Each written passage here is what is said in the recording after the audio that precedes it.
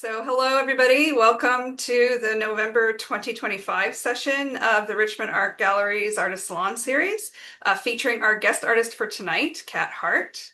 My name is Tycholis. I'm the Richmond Art Gallery's Education Public Programs Coordinator, and I'm here to host our program and to moderate your questions.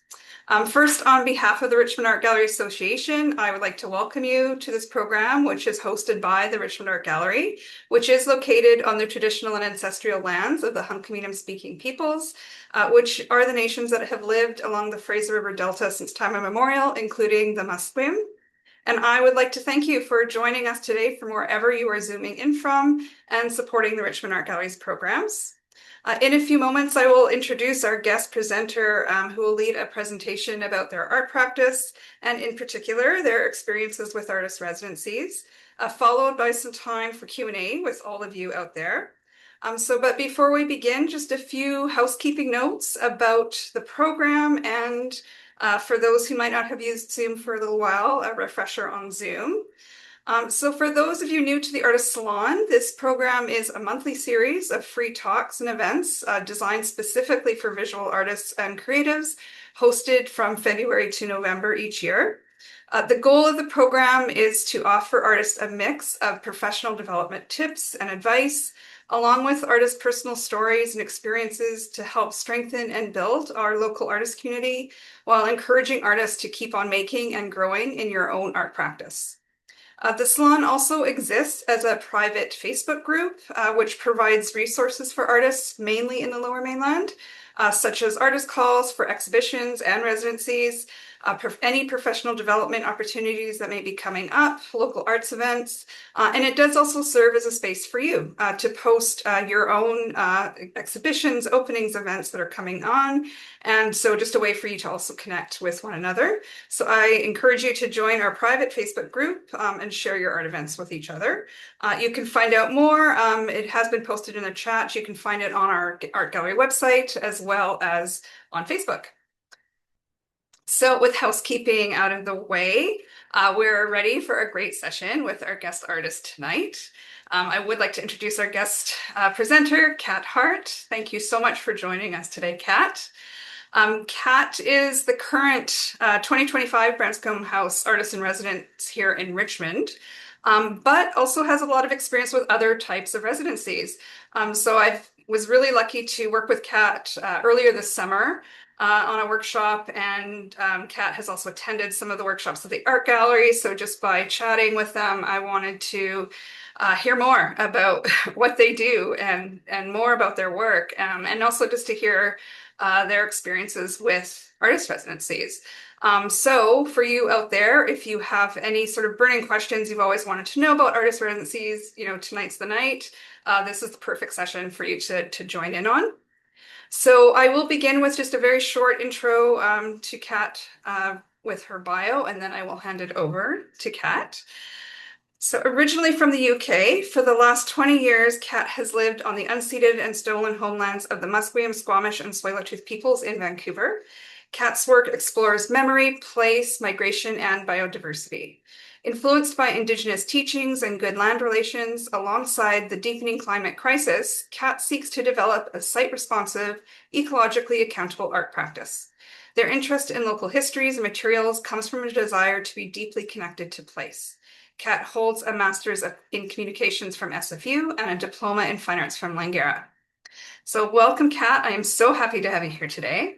I will let you take it away. I will disappear into the background and I will come back towards the end to moderate questions. Meanwhile, again, please send in your questions anytime throughout the session and we will try to get to them. So Cat, please take it away. Awesome. Thank you so much, Kathy, and thanks for having me here today. I am not sure I would say that I have loads of experience with the residencies, but I have been fortunate to do an artist residency every year, I think, for the past 3 years. And I also have plenty of experience of being rejected from residencies as well. So we can talk about that a little bit too. Let me get my screen share going. So yeah, as as Kathy mentioned, I am an artist originally from England. I've been living on unceded and stolen Musqueam, Squamish, and Tsleil-Waututh homelands for the past 2 decades. Really grateful to be here and grateful to have been able to spend a whole bunch of time in Richmond and more particularly Steveston this year as part of the Branscombe House residency, and really getting to spend a lot of time on the Fraser estuary, right by historic Musqueam fishing sites, and on a river that has been of huge cultural and importance as far as like ecology and food to many different Indigenous nations since time immemorial. What I wanted to talk about today, actually, let me skip to the next slide. I'm sort of going to share a little bit about applying for artist residencies, what considerations I have for my practice and what things might also be relevant to your practice. I'm aware that we potentially have a whole bunch of different artists on the call today who have very different kinds of practices. And so some of these considerations might be more or less relevant to you. But I think these are some good kind of orientations. So I'll just run through these different kind of areas of consideration, and I'll reference the 3 residencies that I've done over the past 3 years because they're all a little bit different in different ways and have different kind of advantages and potential drawbacks depending on the residency. So I think they're a good kind of summary of some different options.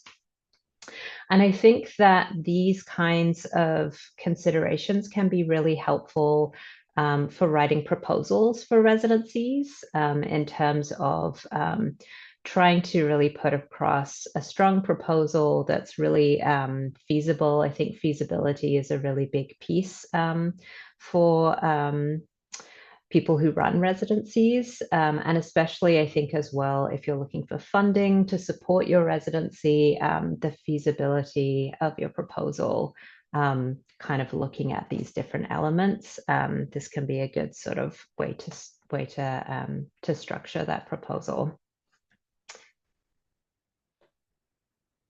Okay, so Deer Lake Park. This was a residency that I did in 2023, in the summer of 2023. It's in Burnaby, so a local residency, and it was 3 weeks long.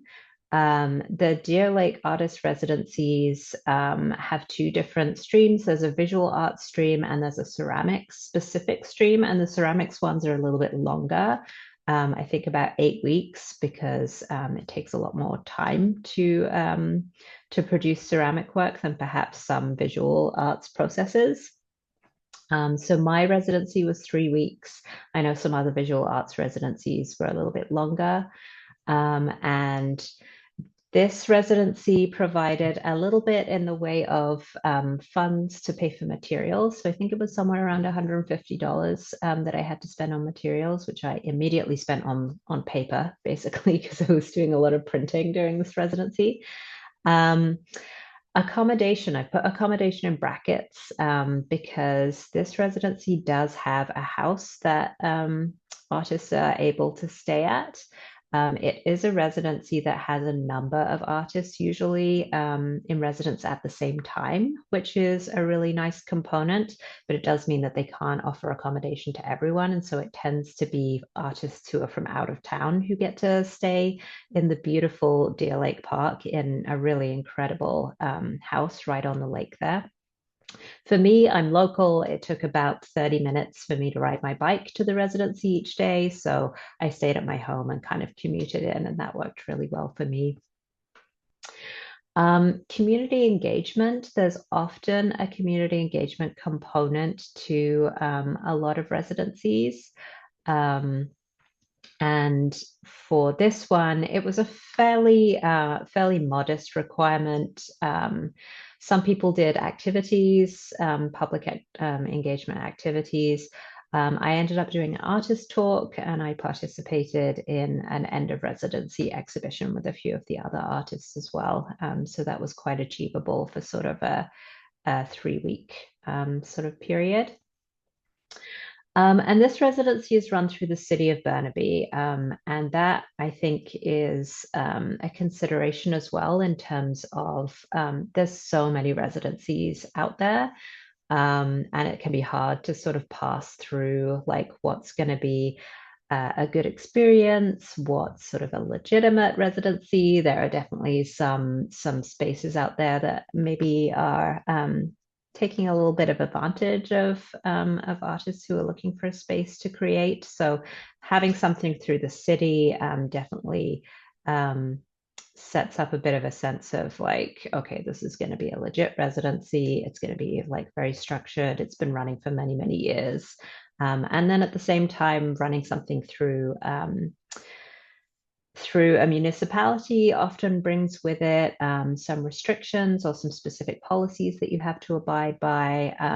Might be a little bit less flexible about potentially wacky things that you as an artist might be interested in exploring. So yeah, positives and potential restrictions when it's a city-run residency as well. The second residency that I'll talk about a little bit was an international one. It was in the UK. This one I participated in 2004 in the summer. It was a 1-month residency, and it was run by an arts nonprofit called Metal Culture. And they have sort of branches dotted all around the country, and one of them happens to be in my hometown. And so this was a residency that made a lot of sense for me because I was looking to sort of reconnect with the land that I'd grown up in. And sort of I haven't lived in the UK in sort of a meaningful way in over 20 years now. And so that land was very much like the land of my childhood. And so I was really interested in connecting to that space and reframing my history and my knowledge and my understanding of that space. So that worked really well for this particular residency. This one came with a pretty nice stipend. It was about £1,000. I did spend the majority of that on the flight to get to the residency. So that's something to think about as well. If you're interested in residencies that are international, there obviously is a cost associated with just getting to them. And then the accommodation piece, of course, with international residencies. This one was a residency that offered accommodation. The house that you see here, similar to the Deer Lake residency. It was based in a public park in an old heritage building. And this one is now run by the arts nonprofit. And so on the top floor, there's kind of studio space for the artist. On the middle floor, there's bedrooms for artists who are staying in residence. And on the bottom floor is public programming that the nonprofit runs. And then actually there's a basement where the staff of the nonprofit have offices. And yeah, I would say an interesting thing about working in this space, in a space that is also, and I guess similar to the Deer Lake space, because there's a lot of existing programming happening. There's opportunities to kind of plug into that programming a little bit. So I attended a lot of the events that were happening at Metal. At Deer Lake, I was able to connect with the ceramics programming that they were doing a little bit. So that's something to think about as you're looking at residencies, is how kind of standalone the space and the program is, and how much there's other kind of potential community pieces going on that you could connect into as part of your residency. And Branscombe House is the residency that I'm doing at the moment. It's the most substantial one. It's typically an 11-month residency. Mine started a little bit later, and so I'm doing a bit of a shorter period. It's in Steveston in Richmond, a beautiful space. Again, a beautiful old heritage house. A little bit different from the others in that it's in a neighborhood, it's not in a park. But because it is a city facility, there's a bit of a vibe in the neighborhood. I think that people know that it's not a private residence, and so you get a lot of folks hanging out in the garden, or there's a small parking lot out the back that is quite frequently used, and so it's very much kind of a hub in the community. You can also rent the downstairs space. Members of the public can, and so while the upper floor is an artist apartment with a studio space, the main floor potentially is a public space and is the space that I used to run my workshops through the residency as well. So yeah, these ones all have a bit of an interesting element of public-private space that is interesting to negotiate. And definitely when I was up to strange and interesting processes, people would spot me and come over and want to chat about what I was doing, which is really nice, and also something to be prepared for if you're not someone who immediately jumps into social mode that easily.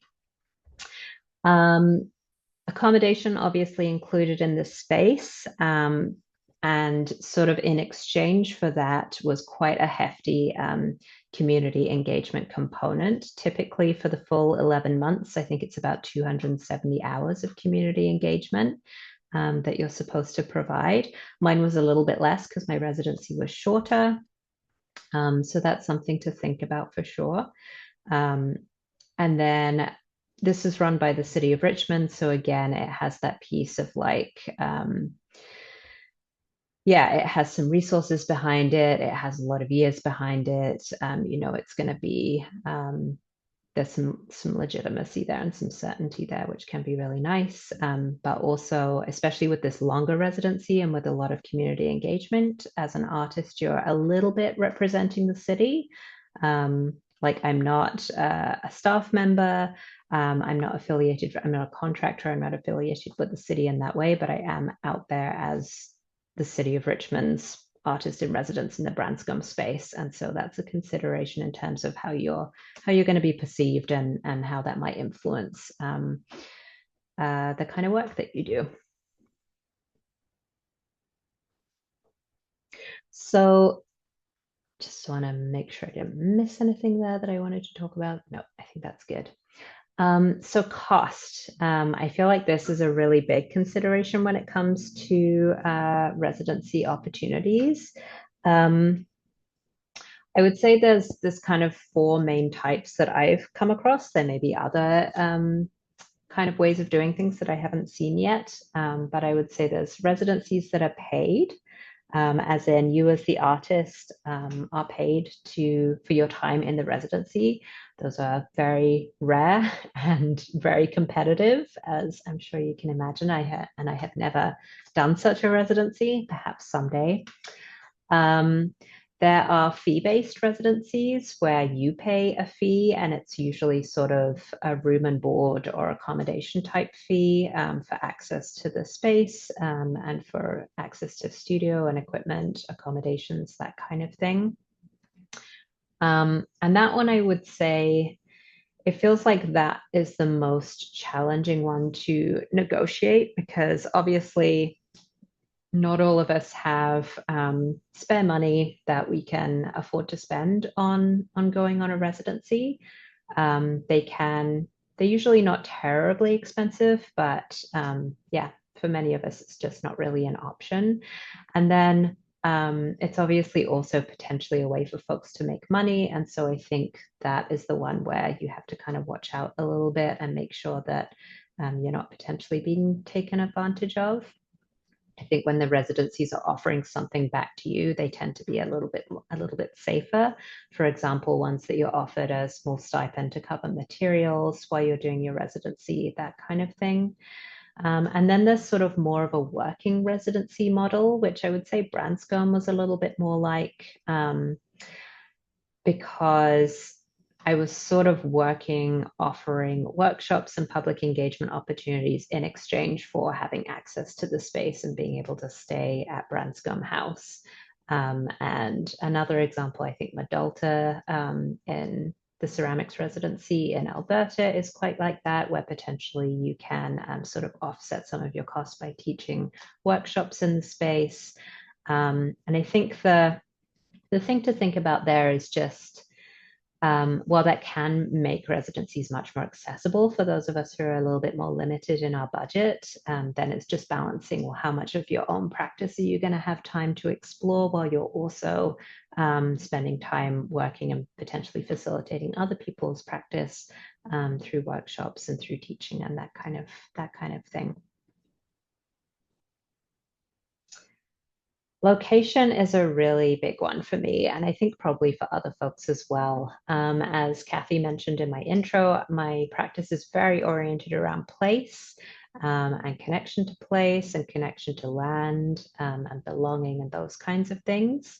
And so some questions that I always ask myself is what is my connection to this place? The residencies that I've focused on in the last couple of years have been pretty local. I'm very interested in deepening my relationship with BC in particular, potentially even the Lower Mainland.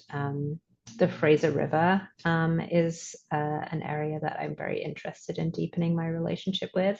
And then, of course, back home in the UK, my relationship with that land, with sort of the sister estuaries, sort of how I'm thinking of it, the River Thames, which I grew up on back home. So that's kind of been my focus in terms of like spaces that I want to be for potential residencies.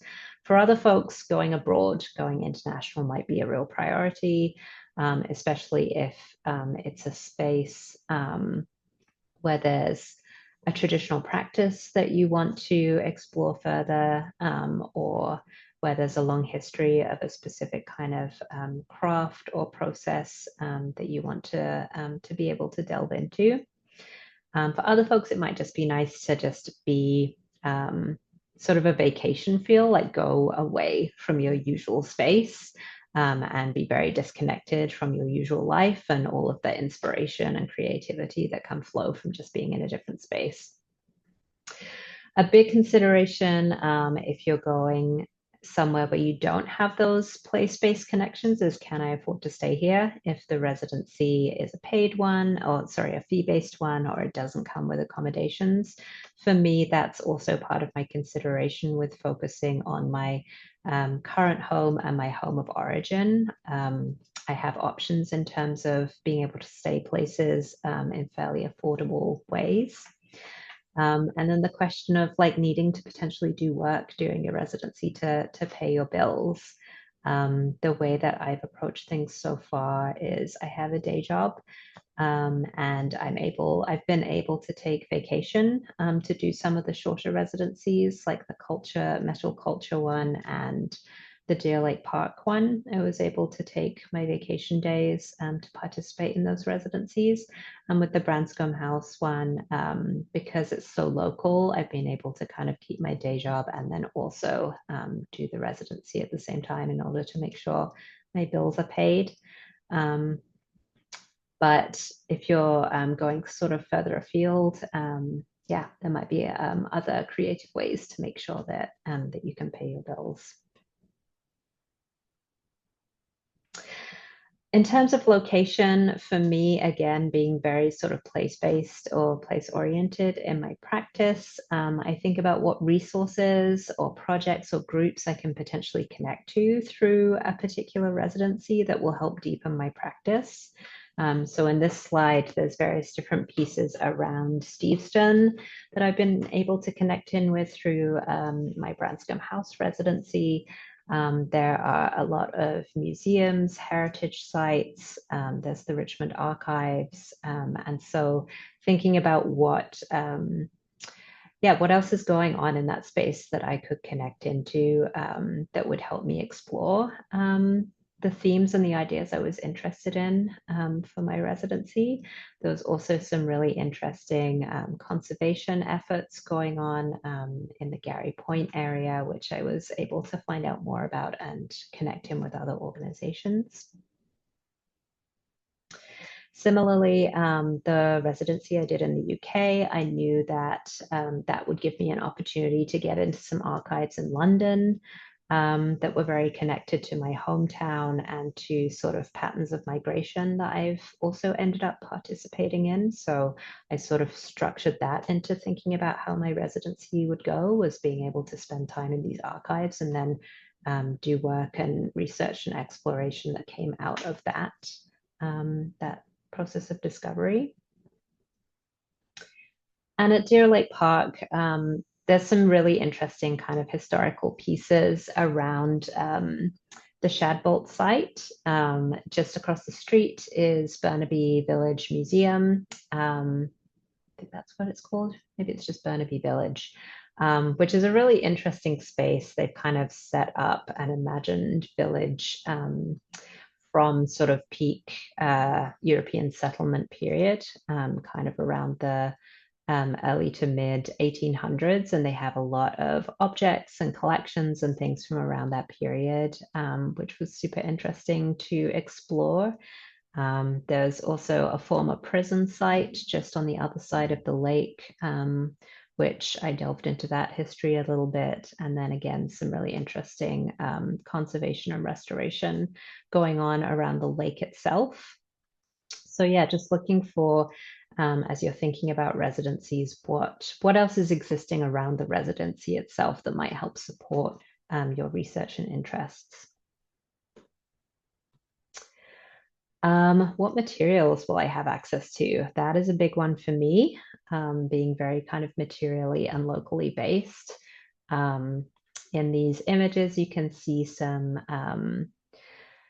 local clay from Richmond on the left, and then next to that from my hometown, and then some different plants from back home and from in the Steveston area that I worked with in some of my plant-based practice.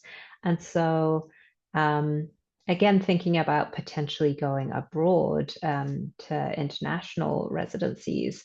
As I mentioned, I'm more focused on staying locally at the moment, but a residency that I would be super interested in is based in North Carolina, because they have a phenomenal number of different kinds of clay in that particular area. North Carolina is just lousy with all kinds of local clays, wild clays. And so that would be really fantastic to go and explore. And so maybe that's a big thing for you, is those particular materials that you're interested in working with, and maybe going to a space that they are very connected to. Resources is another big one I discovered through the residencies that I participated in, as in like the actual studio space that you can have to work with, and the potential equipment and other kinds of support that may or may not exist. On the left there, that was my space at the Deer Lake residency. I basically had an entire art classroom to myself. It felt like a wild amount of space. I'd not really had access to that kind of studio space before. So that was really incredible. And for the processes I was working with, I didn't really need much more than a sink. And then I was working with a lot of plant material. So I asked specifically for a compost bin so that I could remove my waste material in that way. I had a drying rack, those kinds of pieces. And because it's an arts programming center, they had a lot of pieces that to bring in based on my needs. And then the ceramics program was right there. And even though I wasn't doing the ceramics residency, I was able to test out some local clays in collaboration with the techs there. So having that kind of those kinds of resources was really, really helpful. The middle picture is the space at Metal, and that was totally the opposite. That residency is in this beautiful old heritage building that is not in any way set up specifically for any kinds of arts.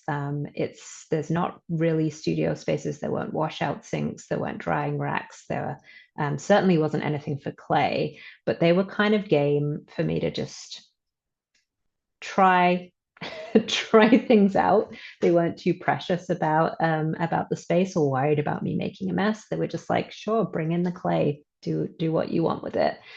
So it was really nice that they were so flexible. And I made it work. It was totally fine. But this residency does have visual artists. It has a lot of writers participate in this residency. Some performance artists, some musicians. So it's just kind of like a blank space that you have access to. And I ended up, I did do some work with clay, but I also was very research focused during that residency, in part because the sort of equipment wasn't there to support anything more kind of hands-on. So that's definitely something to think about, understanding a bit more fully, like what the studio setup is going to be for you and what that might support. And then kind of a similar situation over at Branscombe House. You can see I still managed to do some local clay work, but I have the tarp down on the floor. Again, it's a beautiful old heritage house. And the city was a little bit more emphatic about being careful with the space, whereas metal was kind of like, oh, have at it. The city for Branscombe was like, be very careful of these heritage floors, please. So I had tarp out a lot to make sure that I kept everything as clean and easily manageable as possible. And I did kind of scale down a little bit the kinds of things that I was doing in the space, just based on what reasonably was going to work in the space. And similarly with metal, Branscombe is an art residency that supports, in the past, they've had dancers, performance artists, musicians, writers, poets, as well as visual artists. So it's kind of a non-specific residency space that is flexible to be used in a bunch of different ways. So yeah, again, something to think about if you're trying to figure out what kind of support your practice is going to need during a residency. Time is a big one. Something that I'm thinking about when I'm applying to a residency is what do I want to accomplish during the time that I have? A lot of my processes are very slow. Working with local materials, working with local clay. Those are very slow processes, and they also tend to be seasonal processes. That might be the same for some of your art practices, it's maybe dependent on the light or the availability of certain plants, or for folks who are interested in different kinds of firings for ceramics. There's obviously seasons now that we have wildfire season where you don't want to do certain kinds of firing, and so that has to be in the winter. And so factoring that kind of decision making into what sort of timelines you're working with. And then obviously with the Deer Lake Park and the metal residency that I participated in, they were sort of 3 weeks a month long, so that's quite a short amount of time. So what do you actually have the time to accomplish versus 10, 11 months with Branscombe? You can sort of see the seasons change. You can really get to know a place, spend a lot of time in the environment. You can move at the speed of relationships. Relationships don't often sort of form overnight. And so that was something that was really nice about doing a very long residency, was being able to make these connections and then being able to sort of steward those relationships over time. 11 months still wasn't really enough. But I hope to continue a long-term connection with Steveston and continue to cultivate those relationships. For a shorter residency, I tend to be more interested in an exploration or a bit more play or some research or testing out new methods, because there's just not a ton of time to produce work. But some people do go into a residency with the goal of producing a body of work that will then potentially go into a show at the end. So depending on your orientation. And then, of course, the eternal question of cost. How long can I afford to be here? Can I take 3 weeks away from my life, away from work to do a residency? Can I take 3 months? Can I take 11 months? Obviously, there are opportunities to apply for funding to support a residency. Sometimes those funds don't come through until after the residency and it's retroactively funded. So always the cost benefit analysis going on.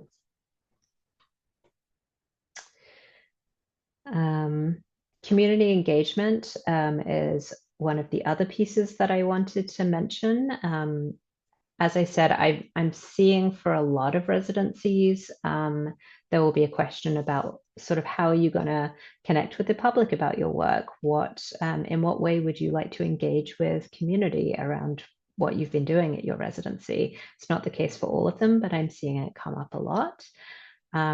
And so just having a think about, the kind of time that you have, your ability to engage in a bigger or smaller sort of process there. As I mentioned for Deer Lake, I did an artist talk that was very achievable after a 3-week residency, and it was kind of a reflection on what I'd been researching. For metal, I had intended to do some engagement activities, and then I very quickly realized that there just wasn't going to be time, especially with an international residency, a space that I was only really connecting with for a short period, and then I was going to go away. So I spent the majority of the time just trying to build a network and make connections, and that was sort of my community engagement, was just getting the connections in place for a longer engagement later on. Something like Branscombe House, a very long residency with a very large community engagement requirement, was a very different situation. And one thing that I tried to do to make my life a little bit easier was look for opportunities where there was already community engagement happening and seeing how I could plug into them. So, for example, here, this is the Maritime Festival in Steveston at the Britannia Shipyards. It happens every year. It's a 2-day festival, and there's usually some artists doing workshops and showing people how to do things. And I was exploring net making as part of my residency. I was interested in the fishing industry and that sort of history with the space. And so I showed people how to make some nets. And we did that for 2 days. And it was a really great opportunity to connect with folks who were already going to be out in the space, and then to be able to make that connection with Branscombe House, so potentially they could come to future workshops after being introduced to me here. Similarly, we did a little bit of work with Richmond Garden Club, which is a group of lovely folks who maintain Pollock Park in Richmond. It's just off, I'm going to get the cross streets wrong, but it's around Garden City and I want to say Blundell. And it's just a 1-block park.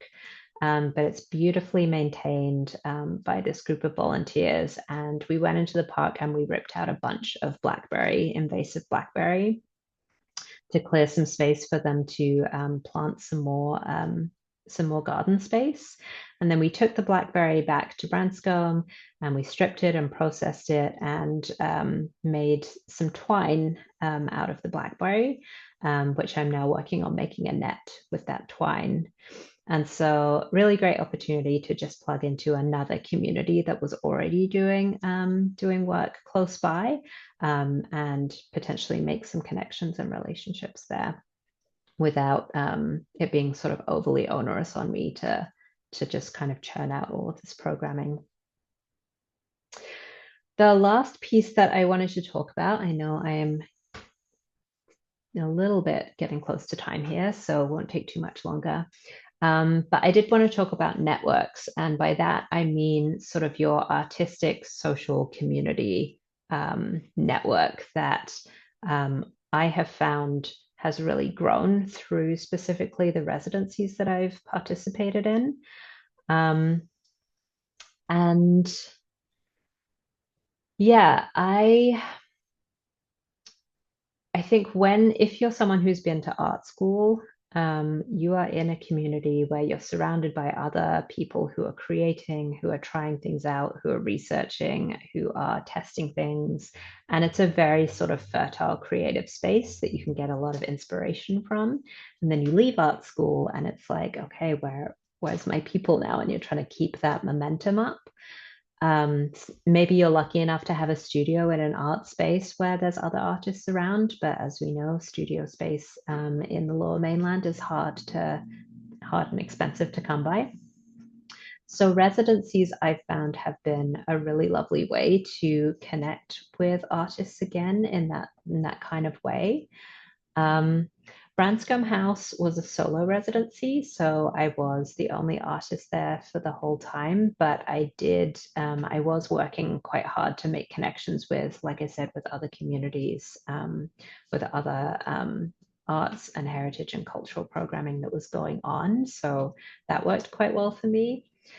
The Deer Lake Park residency, there were about 10 artists in residence at the same time. So that was a really nice kind of group of people to have around.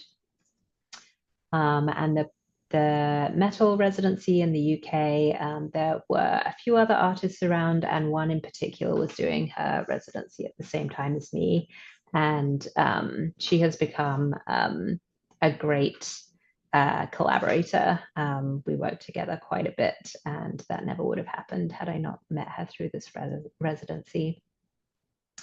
I think something else that residencies, particularly ones that have a bit more institutional support, can really help with is making some connections between different people. I know that with the Branscombe residency, I was able to connect in with a lot of different city programming. When people heard that I was the Branscombe artist in residence, it opened a lot of doors for connections. I've been able to work with Richmond Art Gallery a couple of times, which has been really lovely. I did some work with Culture Days, with, as I said, the Maritime Festival, Steveston Salmon Festival, Open Doors Richmond. It just like sort of creates a lot of possible connections for further work. And I think also adds a bit of legitimacy where people are maybe a little bit more willing to open their doors to you and to connect with you if they know that you're doing it as part of a residency. And yeah, just related to that, the last thing I'll say is a little plug for the end of residency art show that I am currently curating. So yeah, that would not have been possible without this residency.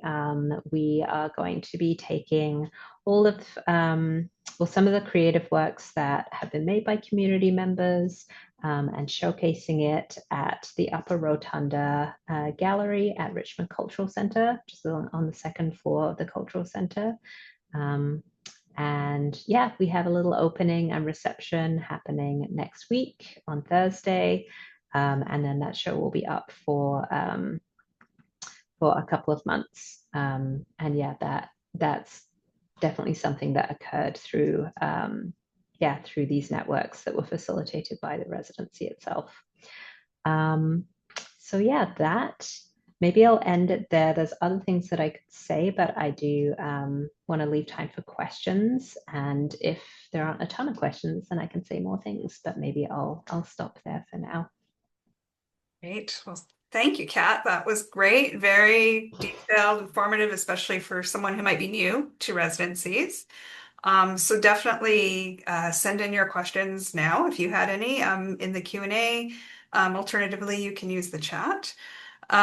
Just a few came to me while you were chatting, so I can kick it off a little bit, was just in terms, you obviously have done a lot of research into each one, based on your material needs, the place that you're considering, all that.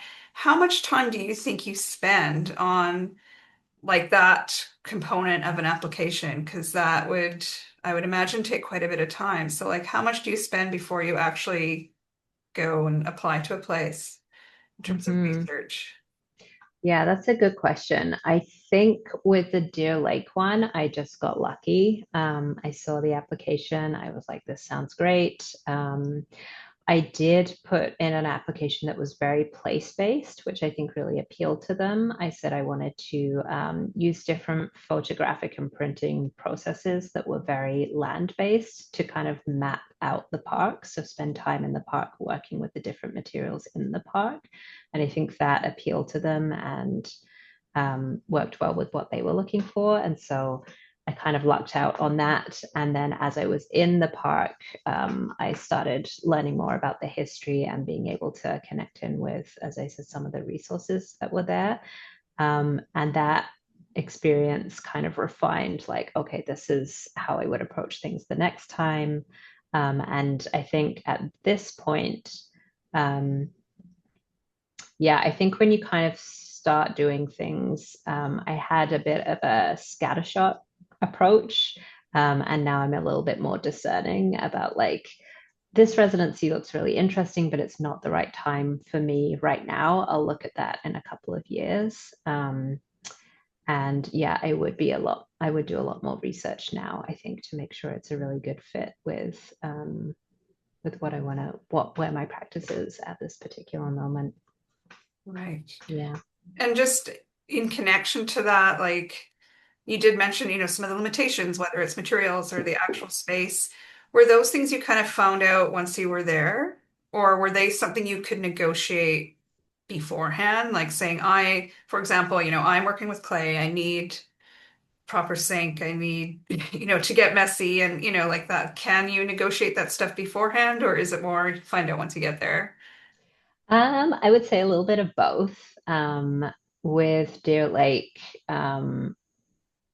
they had a lot of kind of the resources and the setup ready, and they kind of asked me what would I need, and I was like, I don't think I need much, probably just these things, and that was totally doable. With the metal residency, they offered me the residency, and then we had a conversation. I was like, oh, this is what I'm hoping to do. Like, what's your setup? And they were like, we don't have any of those things. So it wasn't like when I arrived, I knew going into it that there would be some limitations. But it did strike me as kind of funny that they accepted my application knowing the kinds of things that I wanted to do, but we made it work. And I think they were very flexible and they were very connected into the art community there. So they were like, we know folks with kilns, like we'll introduce you, we'll like support you as best we can. So if you're going to be working with an organization like that, I think yeah, you can make things work for you. If that had been a longer residency, I think that would have worked well. But again, it was 4 weeks, and to be just kind of meeting people and making those connections, and then being like, "Can I put this weird clay in your kiln?" That that didn't work super well, but definitely kind of set the stage for later work. And with Branscombe, um, yeah, I knew what the space was going to be like. I definitely knew that it was not a visual artist specific residency, that previous artists had been, yeah, dancers and musicians and writers and all kinds of other things. But again, because the city is so connected to other city facilities, I knew that there was also going to be a little bit of flexibility there. Like we were able to come and do a clay workshop as part of Culture Days in your space at Richmond Art Gallery to save the mess potential at Branscombe. And so yeah, so that kind of thing. That if you're able to be flexible about it, that can work for sure. Great, thanks. And we do have some questions starting. So one was asked, first of all, saying thank you for sharing. Um, someone who's interested in applying to the Branscombe House residency, if you have any tips or advice for putting together a successful application. Yeah. Do I? And it could My, I be can for any, not maybe not specifically Branscombe, but if there is any sort of tips or advice. I can tell you what my application was like and why I think it worked well for Branscombe. I was really focused on, I was like, okay, if I am applying for a residency where I'm going to be potentially 11 months in Steveston, I want to really connect with Steveston and with the land and with the place. And I really oriented my proposal around I'm going to be connecting with community in these ways. I'm going to be reaching out to community to make these connections in these ways. I want to spend time in these specific places. I did quite a lot of, I knew Steveston a little bit, but I definitely did a lot of research on the space that I was going to be ahead of time. Um, I would say, thinking about other artists who have done that residency, there has been quite a place-based connection. I know one person was really looking at the islands around in kind of the Fraser area. Another artist was looking at mapping the rivers and the streams that have kind of been paved over in Richmond and that exist under the ground. But it's not a residency that I think has to be specifically sort of place-based and materially based. There's definitely been, because it's such, I would say the biggest thing is community connection because there's so many hours dedicated to community engagement. And I know previous artists have done kind of dance and mindfulness and kind of creating community around those kinds of things. So it's really about trying to bring people into the space and engage people in that way. And so that doesn't necessarily have to be about the land, but it does have to be around like the people who are local to Steveston and to Richmond and potentially further afield as well. So that would probably be, yeah, my tips there. Yeah, I think so. I mean, just I've hosted most of the Branscombe House artists on the salon at some point. So I do think, yeah, because there's so many hours expected, I think definitely have a plan of how you would engage and how you would engage all ages. The nice thing about Branscombe House is it has a following. You know, you will get the same people showing up, knocking on your door every weekend of like, what's happening today? You know, which is really nice. You have a built-in community. You don't have to do a lot of like reaching out to start with. So yeah, I would say definitely like consider how your practice. I liked what you said earlier about, you know, am I going to be spending all my time programming and not doing my own artwork? So I think definitely Mhm. that's a consideration. Like, how can that community work feed your practice as well? Yeah. Definitely. And I mean, a kind of analogous residency is the Vancouver Fieldhouse residencies, which are long. They're sort of 3 years long, potentially 6 years. You can get an extension. And they are really huge. I think it's almost 400 hours per year of community programming. That's a lot. The Branscombe hours were less than that and a little bit more achievable, but definitely like it worked well for me because my practice is very oriented around community engagement. That's a really important piece for me, and so it flowed in nicely with what I was going to do anyways. But it's definitely not a residency if you're not really keen on doing that engagement piece because that's a huge part of it for sure. Yes, if you're looking for an escape from Not it. from the world, like yeah, that's not the residency for you for sure. Another question, and I mean, I'm sure this would apply differently to different places, was a question about did you have to pay insurance of any at any of the residencies? And I've heard that some do require that. Great question. Not for Deer Lake and not for metal, but yes, for Branscombe when I was doing public events. So it's a pretty nominal amount. I would do it through, I think the website is Event Policy, and just get insurance for that particular program. And it was usually about $10 or something like that for the workshop itself. But otherwise, yeah, that was the only thing that I needed insurance for. And the other residencies didn't ask for it, but they also didn't have a ton of community engagement. So that might be why. Right. Yeah. So, Dorothy, just to follow up, I know that insurance is specifically liability Hmm. for the artist so that you don't get sued by someone taking your workshop, basically, is what it's meant to cover. But Yeah. I'm sure different countries and different provinces even would have different rules. So something to Hmm. look into when you are Yeah. applying. I know in the UK, and I can't speak to other places, but not during the residency that I did, but out of that residency, I was involved in a festival earlier this year. And yeah, we had to get general liability insurance for that to run that workshop. So I think that's probably pretty common practice in a lot of places. And most places, you can just get it for kind of one event. So it can be quite discreet and not too expensive.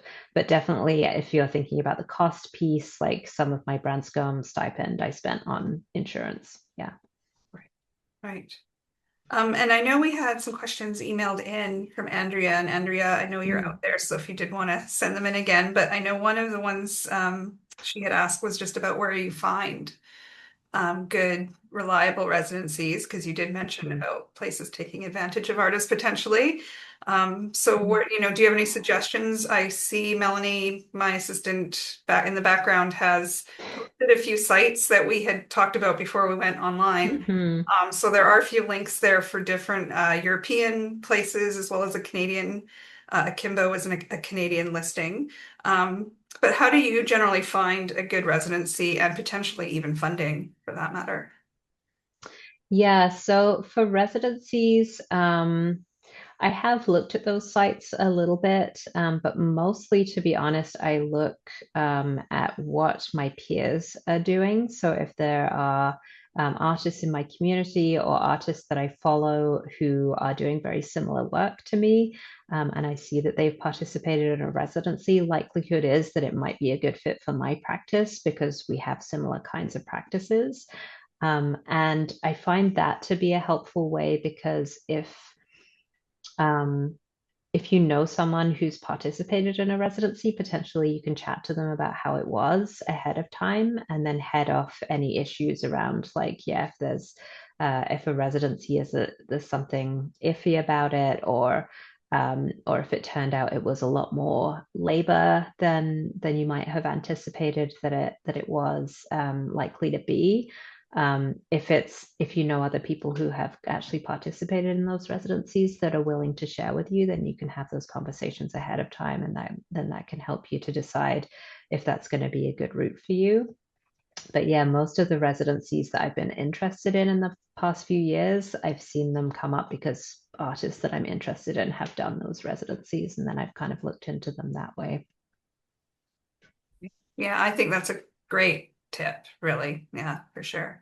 Another question. I spoke to someone recently who said she was choosing residencies based on their status, as in curators, jurors, would view an artist more highly if they had been successful at receiving a certain residency.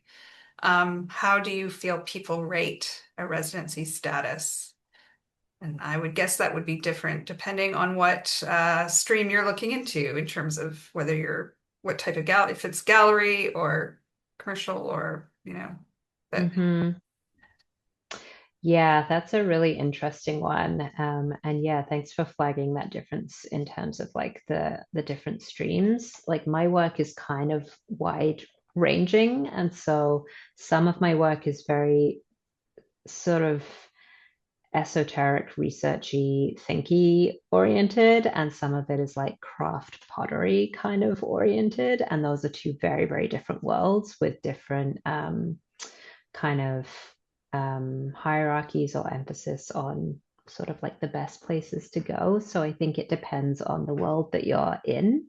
Um, but yeah, I think it does kind of become known like what are the places to go to within that particular stream, which are the ones that are held in high regard. I think, I mean, yeah, if there's a residency that's funded and you get that, that obviously means a lot. If it's yeah, a juried residency as opposed to a fee-based residency where you've paid to be there. Often fee-based ones, you still have to do a proposal and you still have to be selected. But if you're being given something versus you having to pay, I think those ones obviously are seen as are held in higher esteem because they're more competitive. Um, I don't, I mean, obviously, as far as resume building is concerned, like those are good to go for. Um, but I would totally do a fee-based residency if I just was like, I need to spend some time doing my work, doing some research, playing around. I'm so excited to just spend some time playing, which I haven't done in so long. And I think a fee-based residency can be great for that because there aren't that many expectations put on you in terms of what you're supposed to deliver. It can be just more about what you want to get out of it. So I think there's a place for all of them. Mm-hmm.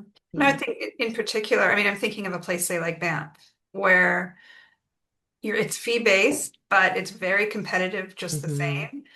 Hmm. And people apply to it, I think, because they want to work with a specific artist that's running that residency at the time or a Yeah. specific curator. So if that, if you see it come up and it's an artist or a curator you really want to work with, then definitely go for it. But it is also a very prestigious one. Hmm. I think for emerging artists, having residencies on your resume just makes it look like, okay, this person's very serious about their work. They're not, Yeah. even though they're fresh out of school, but still, like they've obviously got this drive where they're still working and finding a way to make it work. So I do think it always looks good on a CV, no matter what type, because it looks like you're a serious artist who's putting real effort into your career. Hmm. So even if you felt like it was just a holiday, and I've met artists who've done that, it's still something to add to the CV. Because it shows that you've traveled, it shows that you've, spent time at places and were considering your work, whether you didn't, maybe you didn't get a show out of it, but it was an experience, and maybe it was just about meeting other artists, Yeah. which is Totally. totally valid because, like, as you mentioned in your talk, Kat, like that artist community is so important that we don't get once we're done art school. Yeah. 100%. Yeah. I don't see any other questions. Last call for questions, because we are after 8 o'clock now. Um, I'm going to assume that meant, and I mean, I thought you were very clear, gave really practical, good advice, which was awesome. So thank you Oh, so good. I hope much. so. Yeah, for Yeah, sure. it was great. No, it was a real nice breakdown of all the considerations for artists because there is a lot to consider when, especially if you're paying to do this, or spending a lot of your time working, like you have been at Branscombe House doing this. So, Hmm. like, it's great to hear all of it. So, thank you so Yeah. much, Kat, and thank you all out there for joining us tonight. Um, just as a reminder, again, CAT is launching on December 4th upstairs at the Richmond Cultural Center, the end of residency art show. There is a link in the chat for tickets. You'll get to see some of the work people have made throughout the residency, which is really nice, Hmm. and it'll be up for December and January.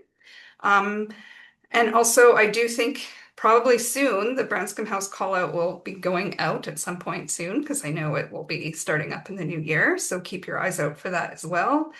For us, this is our last one of the year. So it was a nice way to end with Kat, who I've got to know a little bit this year. So thank you everyone for joining us. We'll be taking a break for December, January, and we'll come back in the new year. So take care, everyone out there. Again, thanks everyone for joining us and supporting the Richmond Art Gallery's programs. Really appreciate all of you. Thank you and have a good night. Thank you so much, Kat. Yeah. Thanks so much for having me.